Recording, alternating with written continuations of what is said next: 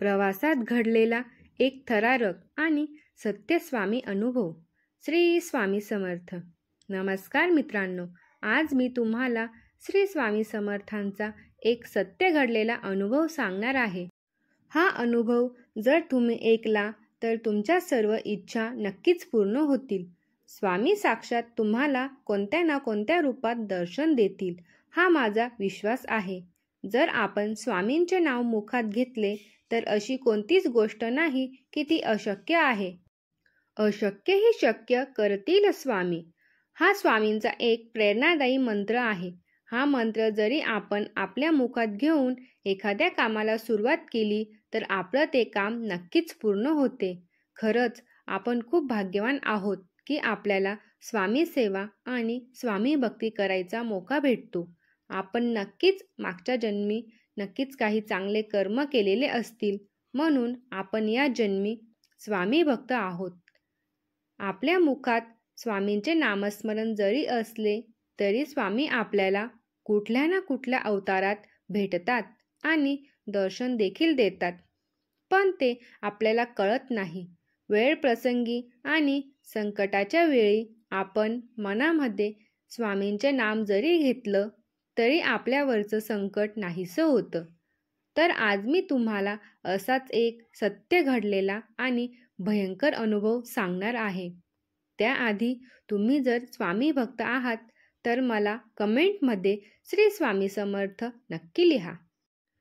4 मित्र होते आणि त्या 4 मित्रांमधून एक स्वामी भक्त होता. चारही फिरायला खूप लांब निघाले. जवळजवळ एका बाजूने 700 किलोमीटरचा प्रवास करायचा होता.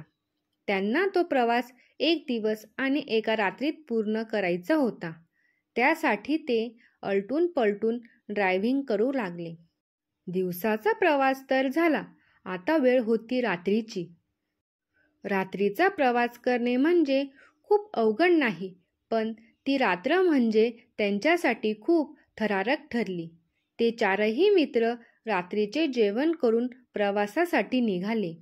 पुढे निघताना एका व्यक्तीला विचारलं की दादा रस्ता कसा आहे, तर त्या व्यक्तीने सांगितलं की पुढे 4 ते 5 किलोमीटरपर्यंत जंगल लागेल आणि पुढे एक चौफुली लागेल, तिथून तुम्ही उजव्या हाताला वळून जा असे सांगितले.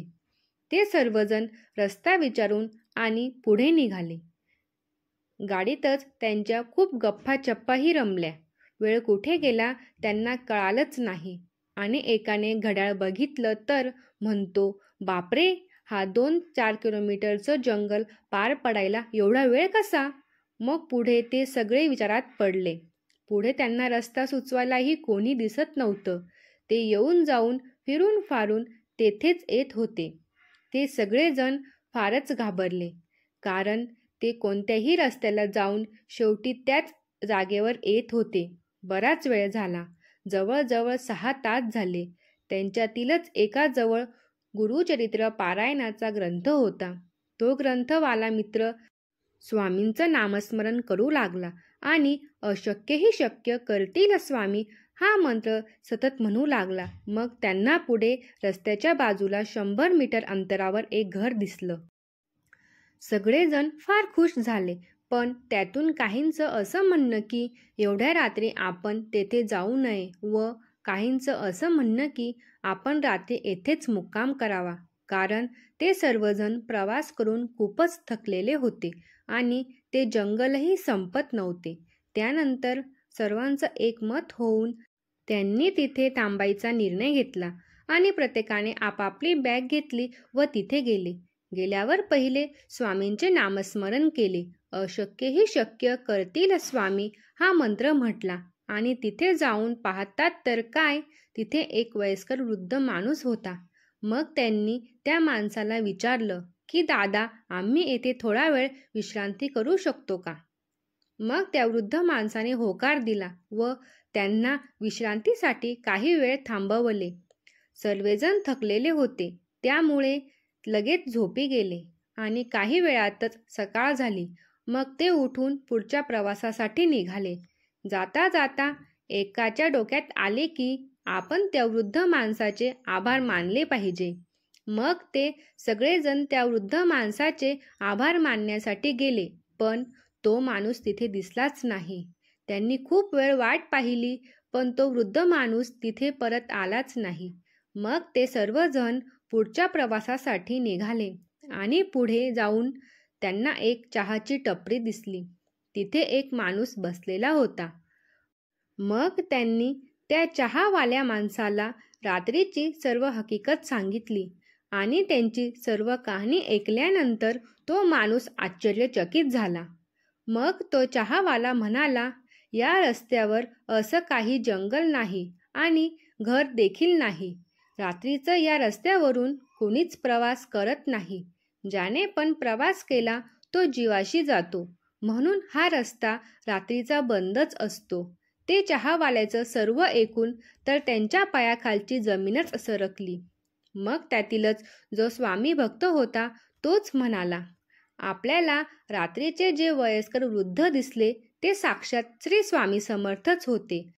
श्री स्वामी समर्थांनी गुरुचरित्र ग्रंथामुळे आपल्यावर काही संकट येऊ दिलं नाही आणि आपल्या मुखामध्ये देखील स्वामींचेच नामस्मरण होते. त्यामुळे आपल्यावर आलेले खूप मोठे संकट टळले आणि काळही टळला.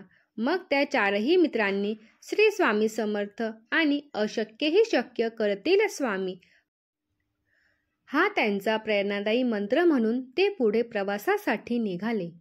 तर बघा मित्रांनो, आपल्यावर आलेले कितीही मोठं संकट असो, त्या संकटात आपण जर स्वामींचे नामस्मरण जरी केले तरी स्वामी आपल्याला कधीच एकटं सोडत नाही. हे आपल्याला या घटनेतून पाहायला मिळते. व्हिडिओ कसा वाटला मला कमेंट करून नक्की सांगा. व्हिडिओ आवडल्यास लाईक करा, शेअर करा आणि सबस्क्राईब करायला विसरू नका. श्री स्वामी समर्थ. जय जय स्वामी समर्थ.